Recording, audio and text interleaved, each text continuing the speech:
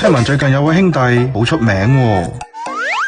係啊，唔就係我咩？我仲參加咗全運會開幕式添。咁晒命？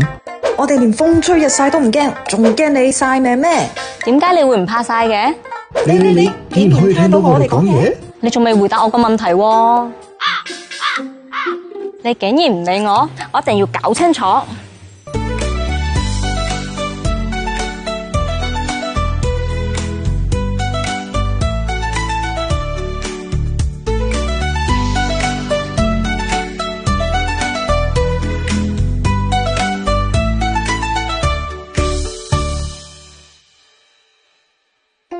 灰塑俗稱灰坯，係一種嶺南傳統建築裝飾工藝，大多數依附喺建築牆壁同埋屋脊上。佢色彩鮮豔、立體感強、形式多樣，仲可以保存上百年。為咗搞清楚灰塑嘅秘密，我揾嚟廣州灰塑非遺代表性傳承人邵成川師傅，實地上返一堂大師課。邵師傅，請收我為徒。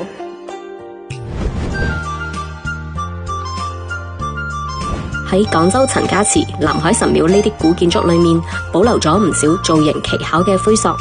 首先要介紹嘅雅吟獅子啦，我哋成個陳家祠嘅前邊咧，所有都做晒呢一隻大嘅獅子，扭俾呢啲咁嘅好大隻嘅獅子踎喺前邊。獅子係代表尊貴，所以咧佢係希望佢姓陳嘅子孫出嚟嘅人咧，做人咧做到尊貴，係最高級別嘅做人標準。咁啊，其實咧陳家祠最多嘅係咩咧？最多嘅係蝙蝠。哦，蝙蝠嗱，邊度有蝙蝠？最大嗰隻就有一隻蝙蝠。咁呢隻蝙蝠咧，佢前邊咧就有兩個銅錢啦。佢嘅寓意係福在眼前啊！福在眼前。係啊！聽完邵師傅嘅介紹，我已經等唔切要開始學習灰塑啦。師傅，我睇到我哋面前有好多唔同嘅材料，你可唔可以同我哋介紹下做灰塑要用到咩材料咧？佢最主要呢個材料咧就係灰，所以叫灰塑。就係我哋所有古建築裏邊嘅呢物材料，其實係我哋中國人用咗4600年嘅石灰嘅技術嚟㗎。係啊！師傅，我見到呢度又有糯米粉啦，又有一包食用鹽，我哋係咪要整乜嘢美食啊？其實咧呢個嘢咧係要嚟加入到我哋呢個灰裏邊咧，去解決灰嘅一啲缺陷。加糯米之後咧，我哋嘅石灰咧先至更加柔軟、更加細滑，而且強度更加大。咁啊，仲要加入鹽啦。充分發酵完之後咧，佢係理髮度更加細膩嘅一個效果。嗱，咁佢仲要加入糖喎，加入糖之後咧，佢一個星期就可以硬化表面，唔使怕外界嘅雨水沖刷。哇！原嚟嶺南人唔單止食得招式，仲將柴米油鹽用喺自己嘅屋頂上，簡直係建築界嘅黑暗料理。應該話係充滿住生活大智慧。灰塑製作要經歷6個步驟：構圖、紮骨架、草根灰打底、紙巾灰塑形、色灰塑形同埋上彩。我哋今日咧做一隻蝙蝠。師傅話做灰塑要先搭骨架，首先要打個釘，我哋輕輕扶住佢，然後咧鬆咗手，先至一錘定音。好咁佢咧就可以固定啦。埋銅釘、紮銅線就有一個基本嘅輪廓。搭骨架之後，我哋就可以喺骨架周圍批上草根灰，進行灰塑嘅初步打底。製作時，師傅要根據灰塑嘅大細、位置同埋天氣乾濕情況嚟調製材料比例，少一啲經驗都搞唔掂噶。抹佢，冇錯，哇！我覺得真係有啲似做蛋糕嘅感覺，即係慢慢咁樣抹，慢慢咁樣抹。我哋做咗禾土灰之後咧，咁我哋出邊咧，我哋就要用呢個叫紙巾灰啦。咁咧呢個紙巾灰咧就會好柔滑，係咪先？咁佢嘅可塑性咧就會強好多啦。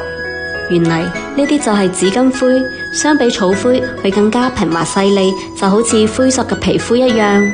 上完草根灰，仲要上呢層紙巾灰，佢起到一個咩作用咧？上個草根灰，佢最主要咧就係一個定型，但係草根灰咧佢個強度係唔大嘅。